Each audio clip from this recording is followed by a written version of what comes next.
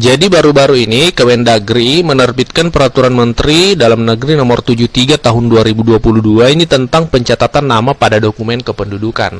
Ini Bapak Ibu perlu dipahami ketika Bapak Ibu orang tua siswa memberi nama pada anaknya harus sesuai dengan kaidah-kaidah yang sudah ditetapkan oleh Kementerian Bapak Ibu.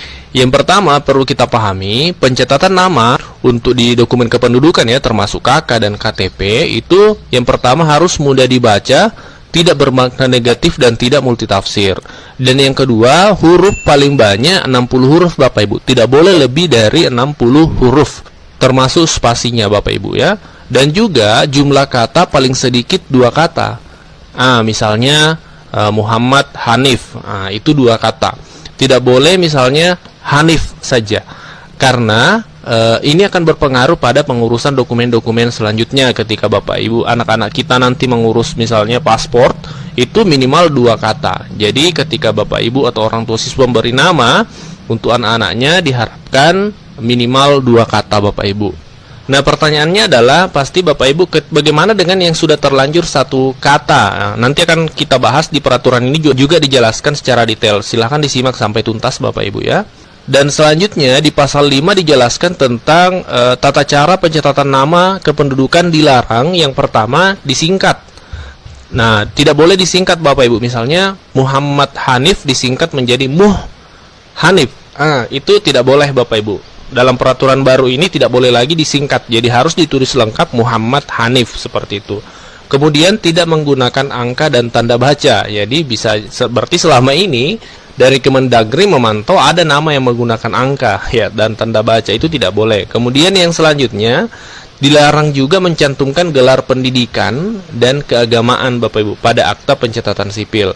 Jadi ketika nantinya mengurus untuk dokumen kependudukan dilarang untuk mencantumkan gelar pendidikan SPD, SSOS, SE. Misalnya Muhammad Hanif SSOS itu tidak boleh. Cukup ditulis Muhammad Hanif seperti itu. Dan juga gelar keagamaan, informasi yang kami dapatkan gelar keagamaan ini termasuk misalnya contohnya Haji, ya itu tidak Muhammad Hanif, itu tidak boleh Bapak Ibu. Cukup ditulis namanya saja.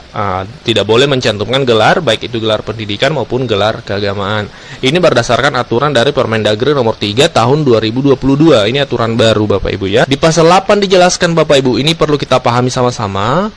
Pada saat peraturan ini sudah mulai berlaku, pencatatan nama pada dokumen kependudukan yang dilaksanakan sebelumnya dinyatakan tetap berlaku. Artinya Bapak Ibu yang terlanjur misalnya menyingkat Muhammad jadi Muh ya, kemudian di KTP-nya ada gelar, itu tetap berlaku Bapak Ibu, karena aturan ini tidak berlaku surut. Artinya peraturan ini berlaku sejak tanggal ditetapkan, yaitu di tanggal 21 April 2022.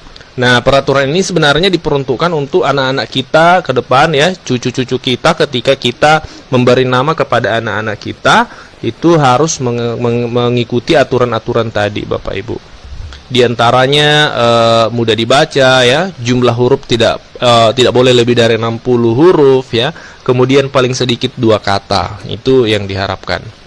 Kemudian juga yang dilarang tadi adalah tidak boleh disingkat ya, tidak boleh disingkat namanya. Kemudian misalnya Abdullah menjadi ABD ya, seperti itu.